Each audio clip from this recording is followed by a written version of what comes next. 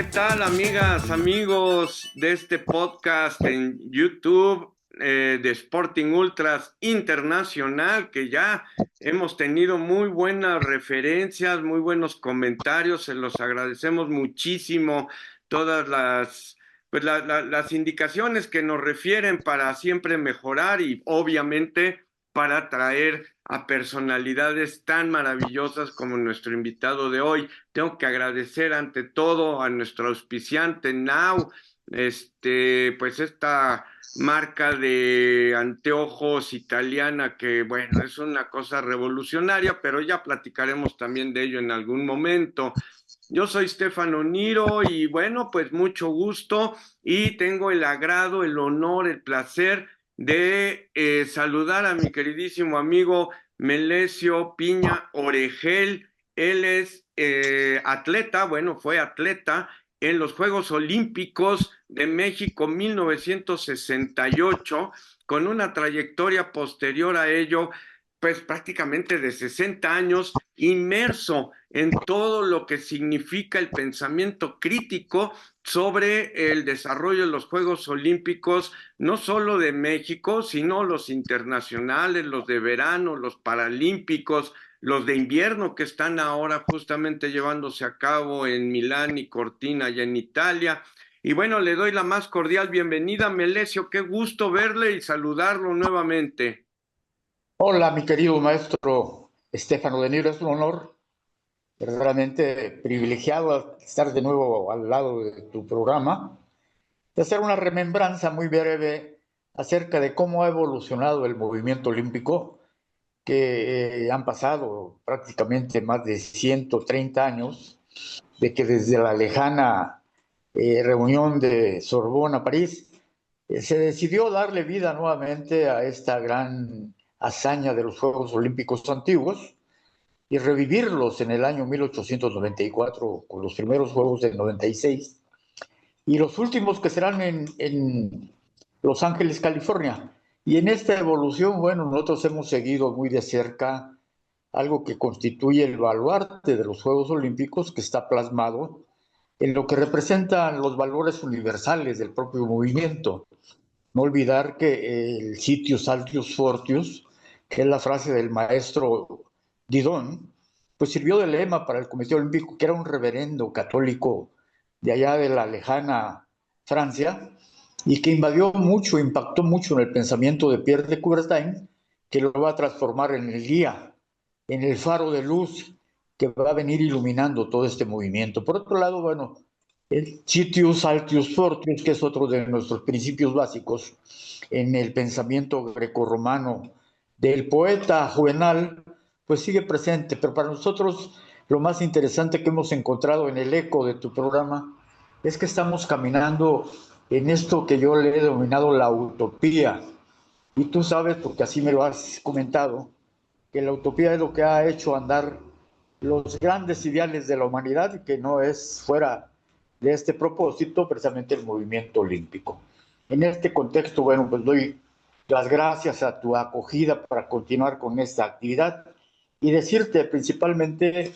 bueno, el movimiento olímpico está vivo. El movimiento olímpico, a pesar de que han pasado diferentes etapas de su vida, sigue vigente. Y si hacemos un breve análisis así, muy breve, muy apretado de lo que ha transcurrido, no podemos dejar de reconocer que existe latente su simbolismo y su legitimidad, por dos razones fundamentales, porque por un lado no ha perdido de vista los valores que dan vida a este movimiento desde la época de los padres reverendos del siglo XVIII-XIX, que en las escuelas, en la iglesia, en diferentes centros comunitarios propugnaban por estos principios de la paz, de la armonía, de la convivencia pacífica, del proceso educativo integral para buscar que hubiera un equilibrio entre la mente y el espíritu. Y por otro lado, bueno, no hay que dudar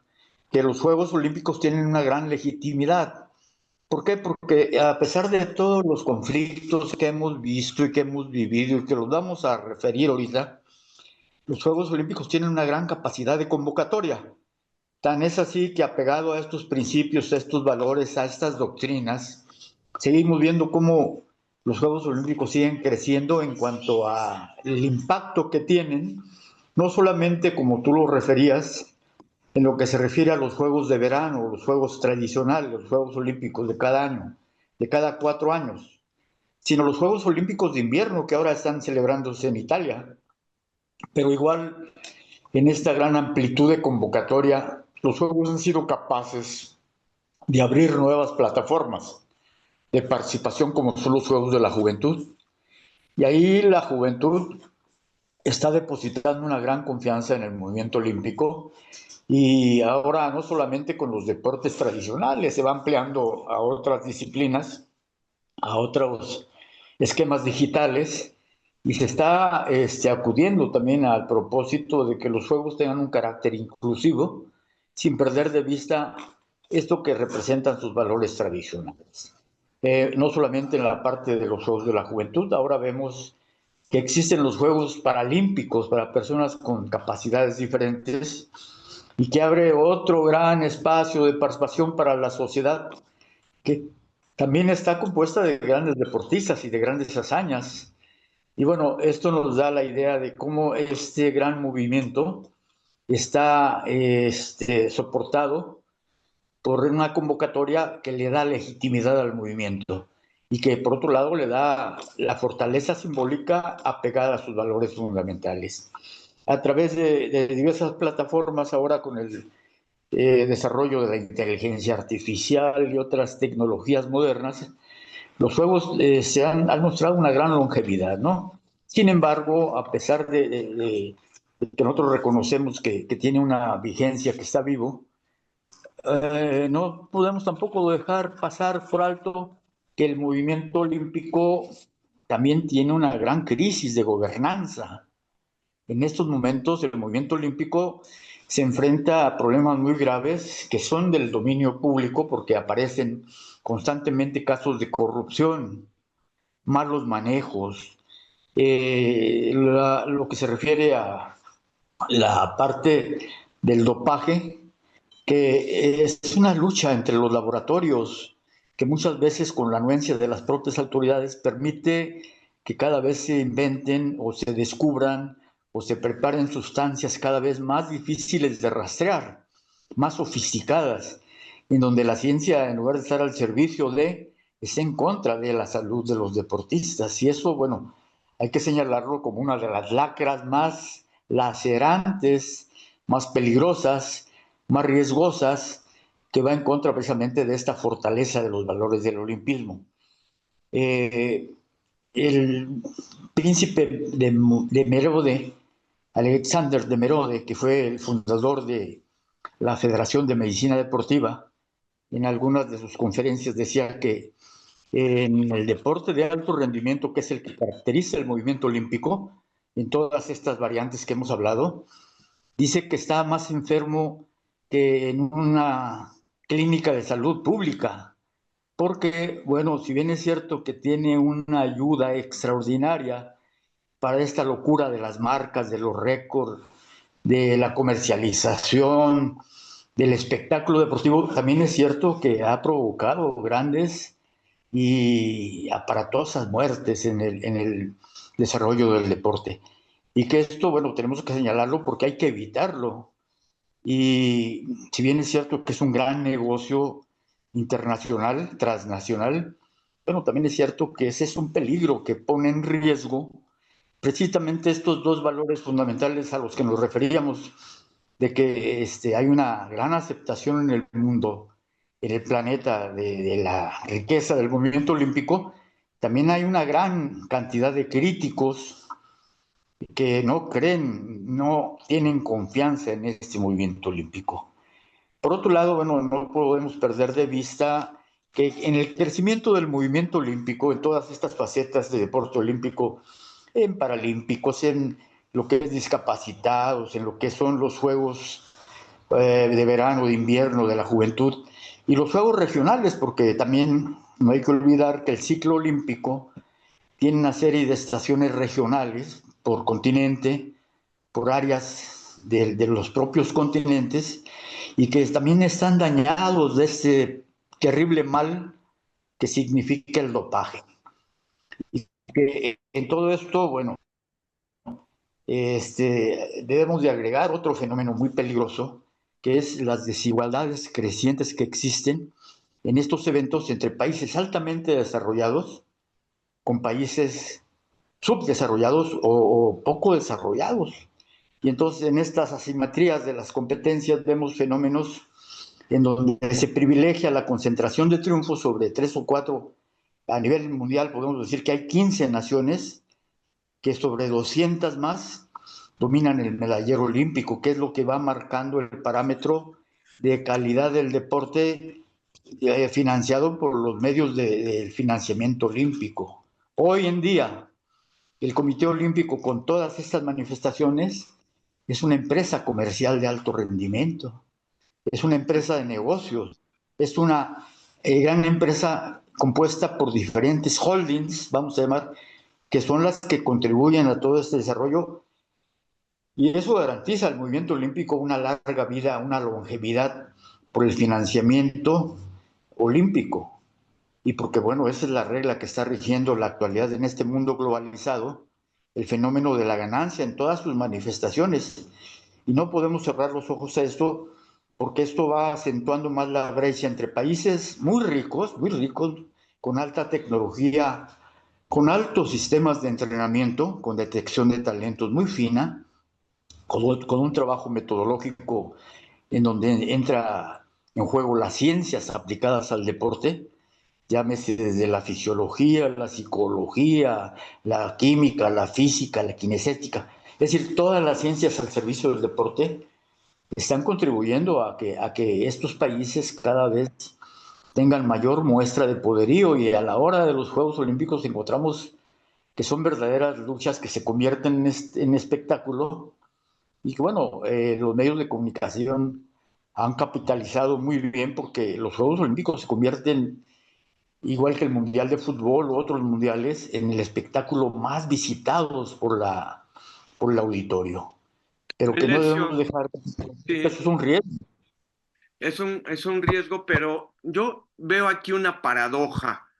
Este desequilibrio, esta simetría de la que usted hace una precisión, bueno, vaya, fenomenal, eh, no es en contra del mismo Comité Olímpico, porque podría pensarse que un desarrollo también en esos países que no entran dentro de ese rango de los 15 principales o 20 o 12, los que sean, si se desarrollara mejor todo pues el principio básico del crecimiento deportivo, y obviamente buscando la competencia y la competitividad a nivel olímpico, pues no sería ideal entonces también bajo esa premisa, independientemente se esté de acuerdo o no, sino como esta parte polémica, no le convendría al Comité Olímpico, así como a los de la FIFA en el fútbol, impulsar también en estos países el deporte y hacer más rico, literalmente más rico todo el movimiento. Así es, totalmente de acuerdo, totalmente de acuerdo. El Comité Olímpico ahora tiene una mujer al frente de este gran movimiento, una mujer de África como presidenta del Comité Olímpico Internacional,